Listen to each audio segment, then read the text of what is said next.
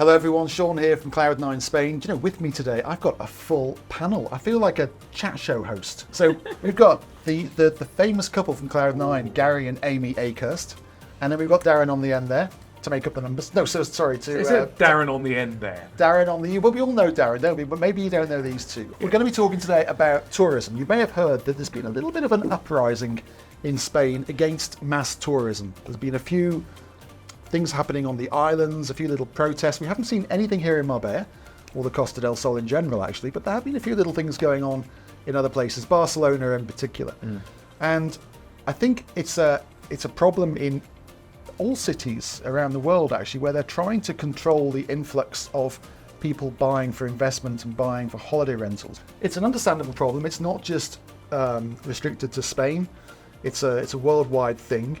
But we're here today to talk about the tourism, the anti-tourism protests, and also how that impacts us and what we do. We're trying to sell Spanish real estate to overseas buyers, and also whether you found clients have been affected negatively or positively by what's been happening, and also how that then translates to the holiday rental market, because a lot of people come here, they buy for their own use, but they also want the option of renting their properties out on a short-term basis, so like a holiday let. And there are measures in place to try and restrict those activities in a lot of communities. So that was a big intro, wasn't it? I think we should kick off with the general sort of attitude at the moment to tourists. Have you're out and about there on the ground, have you noticed anything or clients mentioning it? I haven't personally, and we haven't seen it on the Costa del Sol at all. It tends to be in the more congested areas like Barcelona, especially the islands, because, well, there's nowhere to go, is there? I know Barcelona, for example, from 2028 is going to ban Airbnb altogether. Are they going to be able to do that, do you think? It's real. I mean, that is quite extreme, isn't it? There's just over 10,000 Airbnbs currently in Barcelona. But as places get busier, Spain currently is the number 2 in the whole of the world for the most visited place. And they see it before 2040, it will overtake France and be number 1. And you were saying that what percentage of their GDP is down to tourism? Yeah, so I mean, it was 11.6 in 2022, and it's gone up to 13% for 2024, right. And that will continue to rise. Okay, so that's quite a significant percentage of their national income is down to tourism. So I kind of think you've got to be careful what you wish for, but I'd also agree that there needs to be some controls. I think one of the major things that they're concerned about is the unregistered tourism rentals. And like here, for instance, the Haunted Andalucia has a scheme now where if you want to rent your property out on a short-term basis, you have to have a license. And if you haven't got a license and you continue to do it, you're going to get fined quite heftily. And I'm totally in agreement with that. You should have to declare that, yep, I've got a property, I intend to rent it for short-term lets, I'll pay my taxes, and I'll make sure that I abide by the rules. And the rules are quite stringent. You've got to have aircon in each habitable room and blah, blah, blah, blah, blah. But it's mainly a question of collecting tax revenues, because a lot of people rent their places casually and don't declare anything. So I think there's that element, there's that fiscal element that they're keen to clamp down on, which is understandable. The second element, I think, is protecting their towns and cities from that over-influx. Like Barcelona is the perfect example. They have probably gone too far. There's too many properties that are now registered as tourism, and there's nowhere for the locals to go and buy. And the third thing I think they're trying to do is to protect the hotel industry, because obviously this is a massive threat to the hotel chains. The fact that a lot of people now would prefer to go and rent an Airbnb for 2 or 3 nights than stay in the Hilton. So I think there's 2 or 3 different things driven from fiscal or political or economic agendas, and they're all kind of colliding in this perfect storm. It's a difficult one, isn't it? Spain is probably their main money earner is tourism. So how the heck do you police it? How do you say, actually, we want your money and we want you to come into the country, but what we don't want you to do is to stay in one of our holiday flats in Barcelona and do this, do that. It's going to be really tricky, isn't it? It is. Like, how are they going to control managing this? Just not let anyone rent a property short term. What if a family wants to come on holiday and they've got 3 kids and the hotel isn't suitable for them? They want to have their children all in the same room, like in the same apartment. They don't want to rent separate rooms, like in a hotel, because the children might not be old enough. But that's why I think this talk about abolishing all the holiday rentals in Barcelona, I don't think it can happen. You're talking about 10,000 properties. You're talking about people's livelihoods. There's people there that own 30 or 40 of these things that have got a business employing 10 or 20 people. And all of a sudden you're saying, no, I don't know if you can ethically, politically, or financially do that to someone. Yeah. So it's a hot potato, this. I think there's a couple of loopholes around that I've certainly heard, whether or not it's fact or whatever, where they're some of the communities are saying we're going to ban Airbnb, one-nighters, two-nighters, but you can have a temporary contract, which is a kind of like you can stay there for a week as long as you sign a contract. So I think there's a few loopholes as well. It's certainly an interesting one. I was reading recently. It's not that all the problem with tourism. It's not necessarily directed at tourism itself or the tourists. It's just what that brings to it. They want tourism. We need tourism as a nation in Spain, but it's about just controlling some of the elements, But I get the fact that locals might. But it's happening everywhere, even in London. In London, it's the same. It's the same. Most part of Devon and Cornwall down in the United Kingdom. I mean, that's been going on for years. And the locals are not happy with that, and they're kicking off with the tourists there. So, it's happening all over the place. It's very, very difficult. I mean, London, I've got a similar issue. I'm looking to buy in London for a little holiday home for myself and my partner, and if I want to rent it, because otherwise it's just going to stand there doing nothing for most of the year, but I would like to rent that out on a short-term basis. But in central London, you can only do that up to 90 nights, if the community allows you to do it at all. So a lot of it in the UK is about leasehold and the fact that a lot of these older buildings have these, you can't run a business from your property, and it's, anyway. But yeah, there's lots of restrictions everywhere you go. But this is interesting for us and our business, because we obviously are looking after clients. Some want a permanent move and want to live here all year round and don't want anything to do with tourism and holiday rentals. They'd be glad to hear of it. Mm-hmm. But a lot of clients do actually want that flexibility, whether it's to do it from day one or whether it's just to have it in mind in the future. They would like to have that flexibility of having that option of renting to tourists if they could. But we've got a few things now happening all across Spain, but particularly here in Andalucia, where the Supreme Court ruling recently was that first of all, quite recently, a few years ago now, communities could decide for themselves whether they allowed tourist rentals or not. To do so, you had to have a clear majority, a 60-40 majority. And if you had that in a community, then effectively you could ban holiday rentals in your community. So we've already talked about this on a separate video about, if you're looking at buying here, and that's one of the things you want to do, is to make sure via your lawyer or via your agent that by checking the community meeting minutes that is allowed or not allowed in the rules. But the second thing, the thing that's really complicated matters, is that the Supreme Court in Madrid recently ruled that if in your statutes as a community it says that you can't run a business from your property, then they're saying now that, holiday rentals applies to that. Holiday rentals is a business. I went to a community meeting last night. I have an investment property on the Golden Mile, and I went to a 3-hour-long community meeting last night. But it was quite fascinating because we ended up talking about this. This was a matter on the agenda, and it was the hot potato. It was the one everyone wanted to talk about. And there was absolutely no dissent against holiday rentals. I think they've had a vote on it before, and I think about 75% of people said, yeah, it's fine, they're not bothered. But what they said last night was, if the Supreme Court has said that in the statutes, if it says this, then we can't have it at all. I mean, we'll have to stop it.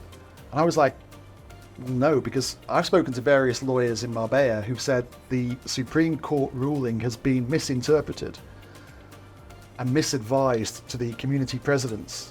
And they're all stopping holiday rentals and saying that they need to stop them, when actually the Supreme Court was talking about hotel activities. Yes. So people who are coming in and servicing maybe 10 or 15 apartments and changing the towels and blah, blah, blah, blah. They're not talking about like me or you renting out your 2-bed apartment for a week and here at a time. So in regards to like over tourism and mass tourism, I think what a lot of people get frustrated with, and especially what the protests have been sort of complaining about is it's lack of infrastructure to cope with the extra demand of people, because the visitors to Spain this year was over 85 million for the whole of Spain.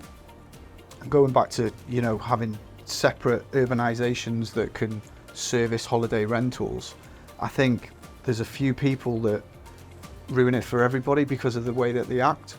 Because a lot of people, well, come on holiday as a family, or just, you know, they want to relax in the evening, they don't want to hear loud music. So I think people just being a little bit more respectful for the permanent residents that live here would completely change the mindset of local people. Very difficult though, isn't it? How do you police that?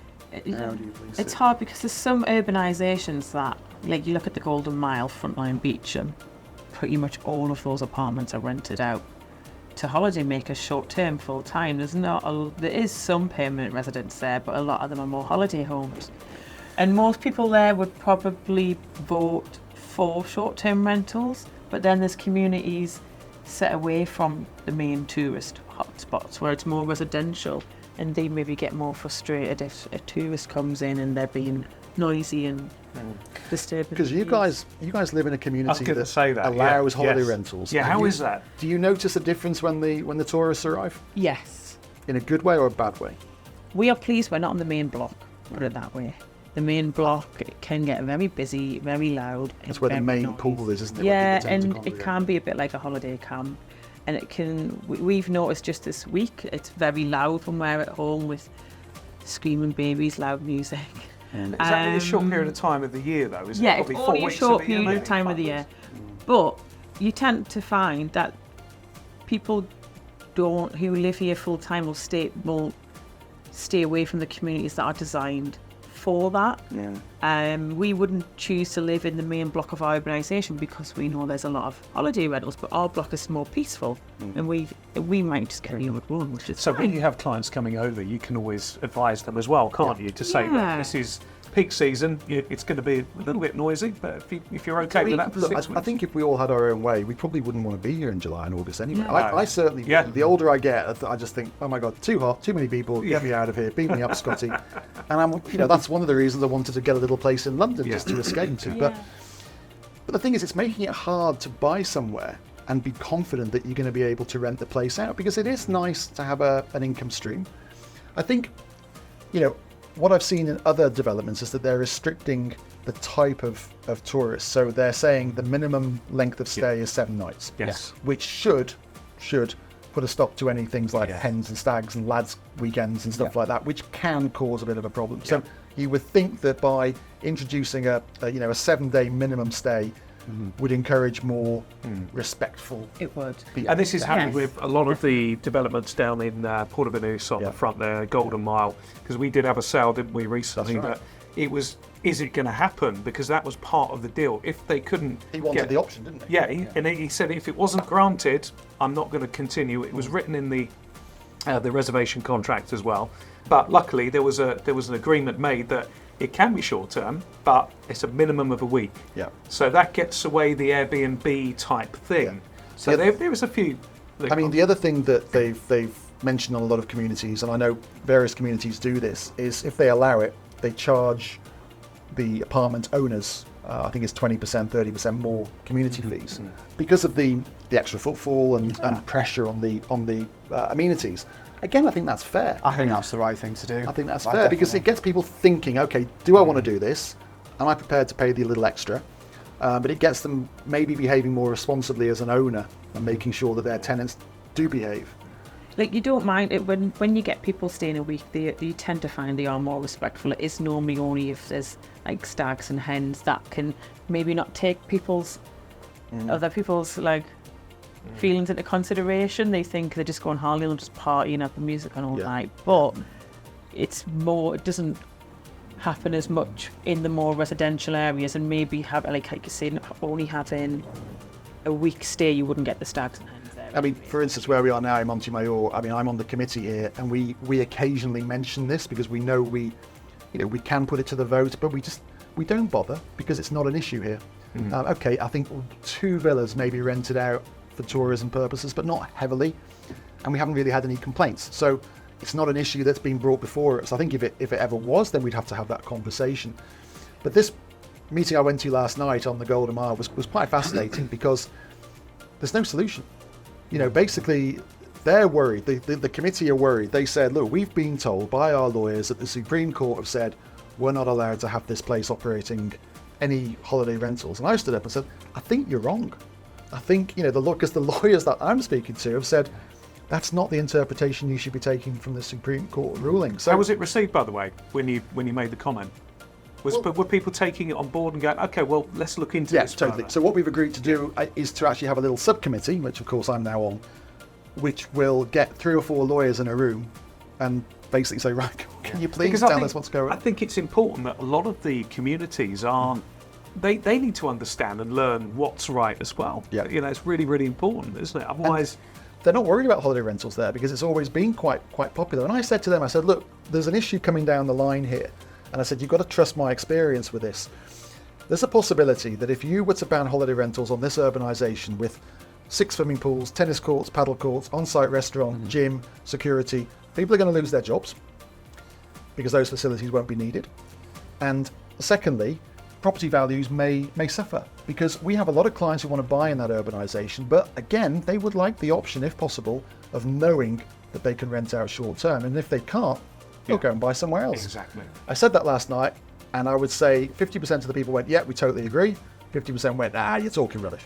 And I said, well, look, I'm on the ground, 23 years experience, and we're noticing this, that when people have a choice between a development that isn't allowing them and a development that is, people buy the people buy the one and that actually, it's our responsibility, I feel, as Cloud9, looking after the client experience, that they are fully versed in what's going on and shown the options. If they say, look, I want to have this as an option to rent out, it's our job to say, okay, this is available, this isn't, and we're going to go with the ones that are. Yeah. What I'm advising all clients to do at the moment is if they are at all inclined, or even if they're not inclined to rent out short term, get a holiday license, get a tourist license, because that could be worth 20% at some point in the future. I mean, I was speaking to a lawyer the other day. He's got 2 brothers who bought identical apartments, I think in Ibiza. One has a tourist license, one doesn't. They're both selling at the moment, €100,000 difference. So that license that you get might be the best 200 or 300 euros you've ever spent when it comes to the next few years, because this is going to get kicked around the courts for a long time, long time. And I can't see there being a resolution to it. I think what's going to end up happening is that it'll get kicked back to the communities for them to self-govern, which is the most intelligent thing for them to do. And I think what this development I was at last night would probably do is say, okay, we're going to charge homeowners 20% more for the community fees, and we're going to limit to 7 days plus. And I think that would keep most people happy. It wouldn't surprise me if that is the next step. But I think that's got to be the solution, because otherwise, I don't see how they're going to police it. I think as well, it would be up to the community what percentage of holiday lets they would want in that urbanisation. Yeah, there might be that should be, there should be a percentage that you can't go over in a certain urbanisation. Yeah, that's it. That's good. So it might be 20, because at the moment I think 25% of this urbanisation, they have people who want to rent out short term. So it might be that the limit is 30%, and then if you have to wait for one to be sold, which feels about right. Yeah, it does. In terms of the influx of people that are going to be coming in throughout the year, because the Costa del Sol's an all year place to go now. It's 300 plus days sunshine a year. It's it is. I think it's important to be mindful though that a lot of this is headline grabbing news as well. A lot of it's not been implemented as fact and rule. There's a lot of things about the golden visas and everything else like that. So I think that what we're seeing, I mean, my parents are phoning me, is everything all right in Spain? You're getting sprayed in the face with the water. Yeah, I said everything's fine. So it's important to know that I've not seen it. I don't know anyone that's seen too much problems. I know that there are some issues. We know that. We're aware of that, but not particularly in this area. This area is very, very much pro-tourism. It's the place to be. Everyone loves it. Everyone seems to be kind of living harmoniously at the moment, and it's all good. So I'm not seeing that, and I'm not seeing various things come into force at the moment. So it's important to be mindful of this if you're investing in a property, but also to be realistic and understand that, it's we're not seeing a lot down here at all, are we? I haven't seen any, in fact. I think it's a general sort of global sentiment. People don't want strangers in their country anymore. It's kind of heading that way a little bit, and whether you believe in that or not is another matter. But I think Spain's a hot spot because people go there from the UK. It's big headlines, but it's people everywhere. people love having a go at the Spanish property second home success story from the UK. They love it. They love attacking it. The other thing just to bear in mind to finish off is, of course, this could open up possibilities for people who want to move over here but don't want to be near a tourist. Because if you're moving to a development that bans it, happy days, you would think. But I still think that there's more people who would want the option and the flexibility of being able to do it than not be interested in doing it at all. Yeah, and I think it boils down to getting the best advice when you're in that position, looking at properties, and Cloud9 and these guys here are very much in place to help. It makes our job more difficult. It really does, because there's a few more little loopholes and a few more things we have to do, and there are going to be some questions that we can't answer because the law hasn't dictated what the answers are yet. But bear with us. We are here to give you as much help and support as possible. So I think what we can take from this is, if you're thinking of buying a property over here, it's super important to get the best advice, to do your due diligence, work with an agent who has been here a while, knows what they're doing, knows the developments, and even if they don't know everything, because it's impossible to know everything, like I found out last night, but to then introduce them to a lawyer who can help and make sure that before they're parting with any serious money, that they're checking out these things and answering the questions that they can. So that's I think the important takeaway. We all agree with that. Yeah. It's an opportunity for people just to get the best advice. Don't go to any barroom estate agents. Go to people who've been here a while, who understand the implications of this, who understand the ins and outs, and who can help you along the journey. I think that's it, guys. Thank you so much for joining me. Nice to have a full house. You're nice and cozy on the sofa. Yeah, it's nice, isn't it? We're liking that. We like it. So from Sean Woolley's Chat Show, that's it for now.